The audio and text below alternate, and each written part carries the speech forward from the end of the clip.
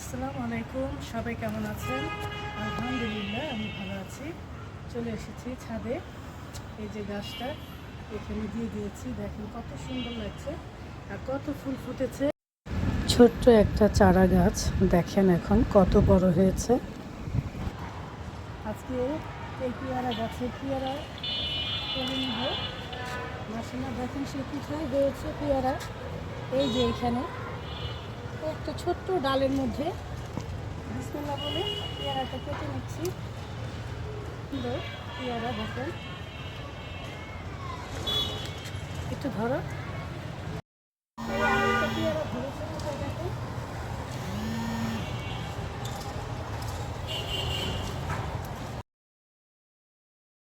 গাছ থেকে এই 3টা পেয়ারা পেরে নিলাম,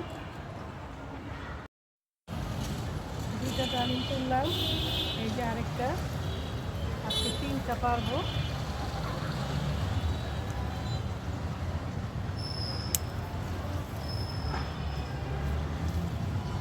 এই যে 3টা পেরে নিলাম। কয়েকটা কাঁচামরিচ তুলে নিচ্ছি। এই যে দেখো পেকে গেছে কাঁচামরিচগুলো। ঘরে কাঁচামরিচ নাই, এই কাঁচামরিচ দিয়ে এখন যে রান্না করব। ছাদ বাগান থাকলে এই একটা সুবিধা।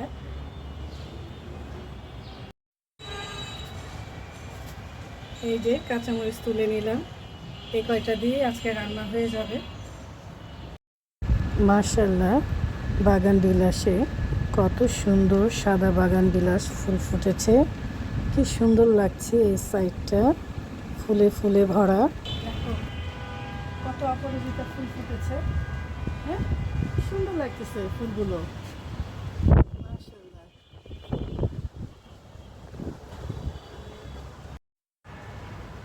হলুদ বাগান বিলাসটাও ফুটেছে, ওই পাশে চলে গিয়েছিল, আপনাদের ভাইয়া বেঁধে দিচ্ছে। হ্যাঁ, এটাও পিছিয়ে চলে গেছে, এদিকে সামনেই না তো। আর সেদিন অপরাজিতা গাছটা লাগিয়েছিলাম, দেখেন বেয়ে বেয়ে কত বড় হয়ে গেছে। মাশাআল্লাহ।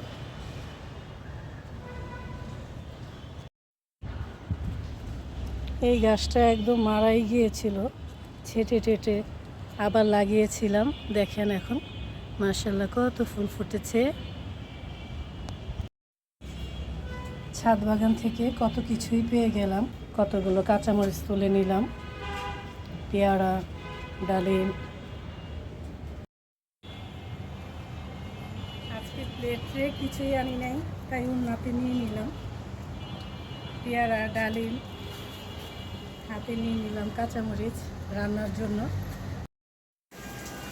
চলে এসেছি আমার রান্নাঘরে, রান্না শুরু হয়ে গেছে। এই তো ছাদ বাগানের কাঁচামরিচ দিয়ে করলা ভাজি করব। পেঁয়াজ দিয়ে দিয়েছি, এখন করলাটা দিয়ে দিচ্ছি। করলার সাথে আবার আলু কুচি করে দিয়েছি, দিয়ে দিচ্ছি হলুদ পাখি আর লবণ। এই করলা ভাজিটা খেতে কিন্তু দারুণ লাগে।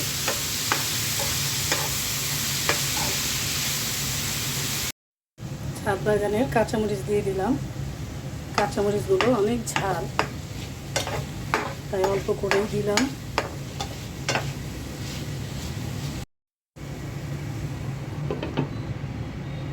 ঢেকে দিলাম। চিংড়ি মাছ ভুনা করব, তেল দিয়ে দিয়েছি। এখন পেঁয়াজ কুচি দিয়ে দিচ্ছি।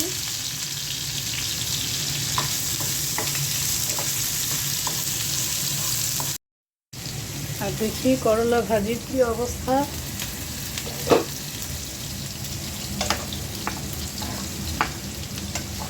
করলা ভাজিতে আমি কোনো পানি দিইনি, ঢেকে দিলে একটু সিদ্ধ হবে, তারপর ভাজা ভাজা করে নামিয়ে ফেলবো। এখন চিংড়ি মাছগুলো দিয়ে দিচ্ছি। চিংড়ি মাছটাও ভাজা ভাজা করব পেঁয়াজের সাথে, তারপর মশলা দিয়ে দিব। ছাদ বাগানের কাঁচামরিচ দিয়ে দিলাম, দিয়ে দিচ্ছি আদা রসুনের পেস্ট, লবণ, জিরে ফাঁকি, হলুদ ফাঁকি, শুকনো মরিচের ফাঁকি, অল্প করে পানি দিয়ে দিচ্ছি।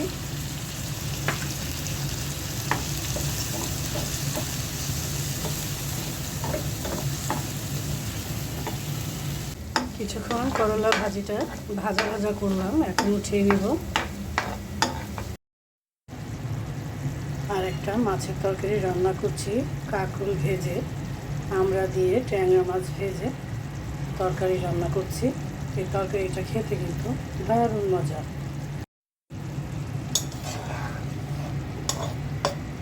বেশি ঝোলও থাকবে না, একদম ভুনাও হবে না।